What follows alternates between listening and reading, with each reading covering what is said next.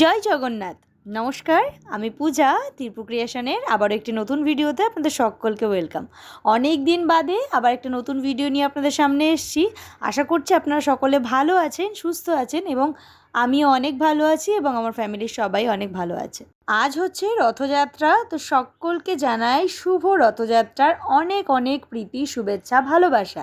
যারা যারা আজকে আমার ভিডিওটা দেখছেন তাদের সকলকে বলবো একবার জয় জগন্নাথ বলতে ভুলবেন না।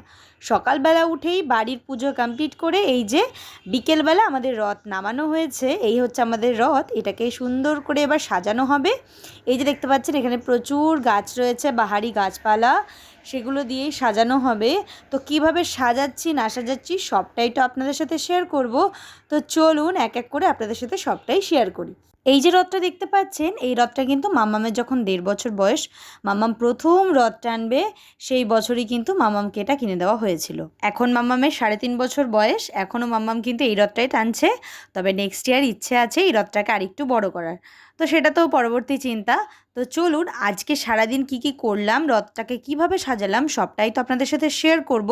তো এক এক করে আপনারা কিন্তু ভিডিওটা স্কিপ করবেন না, পুরো ভিডিওটা দেখার অনুরোধ রইল। মামাম কিন্তু এই রথ নিয়ে বেরোনোটাকে ভীষণভাবে এনজয় করে। একবার রথ নিয়ে বাড়ি থেকে বেরোলে আর কিন্তু বাড়িতে ঢোকার নামই করে না। আপনাদের কাদের কাদের বাড়িতে এরকম ছোট ছোট ছানা আছে যারা এরকম রথ নিয়ে বেরোচ্ছে, কমেন্ট করে জানাতে কিন্তু একদম ভুলবেন না। আপনাদের সাথে কথা বলতে বলতে কিন্তু আমার রথটাও সাজানো হয়ে গেছে। এই হচ্ছে রথের ফুল লুক। এখনও কিন্তু ঠাকুর বসাইনি, জগন্নাথ দেবকে আমরা এখনও বসাইনি। এটা হচ্ছে রথটাকে সাজানো হয়েছে। আর এই যে এখানে সমস্ত পুজোর জোগাড় করে নেওয়া হয়েছে। আর এই যে ভেতরে কিন্তু আমাদের ছোট্ট জগন্নাথকে বসিয়েছি, খুব ছোটোখাটো, যেহেতু রথটাও ছোট তাই ঠাকুর বড় আনলে সেক্ষেত্রে প্রবলেম হয়ে যাবে। সে কারণে কিন্তু ছোট্ট একটা জগন্নাথ আনা হয়েছে, জগন্নাথ বলরাম সুভদ্রা। চলো এবার আস্তে আস্তে পুজোটা কমপ্লিট করি। পুজো কমপ্লিট হয়ে গেলেই কিন্তু আমরা রথ নিয়ে বেরোবো। আর বাইরে কিন্তু ভীষণ বৃষ্টি হচ্ছে, বৃষ্টিটা থামলেই আমরা বেরিয়ে পড়বো। পুজো দিতে দিতেই আওয়াজ পেয়ে জানলা খুলেই দেখি যে আমাদের বাড়ির সামনে যে রথটা আছে সেখানে জগন্নাথ বলরাম সুভদ্রা দেবীকে পুজো করে আনার পর বসানো হবে। তো সেটাই একটু জানলা দিয়ে দেখে নিলাম। আর এদিকে আমার পুজোও কিন্তু কমপ্লিট হয়ে গেছে। জয় জগন্নাথ।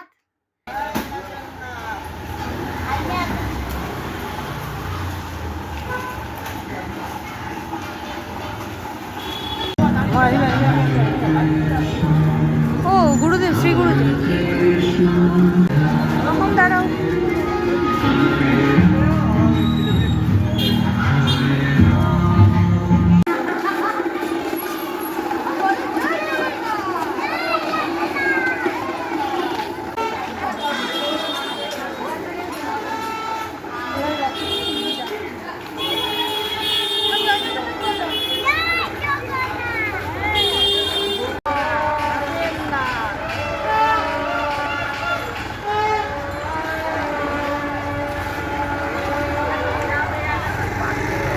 আমার বাড়ির কাছে কিন্তু 2টি জগন্নাথ মন্দির রয়েছে, তার মধ্যে এটি হচ্ছে একটি জগন্নাথ মন্দির। দেখুন জগন্নাথ দেবকে কি সুন্দর লাগছে দেখতে।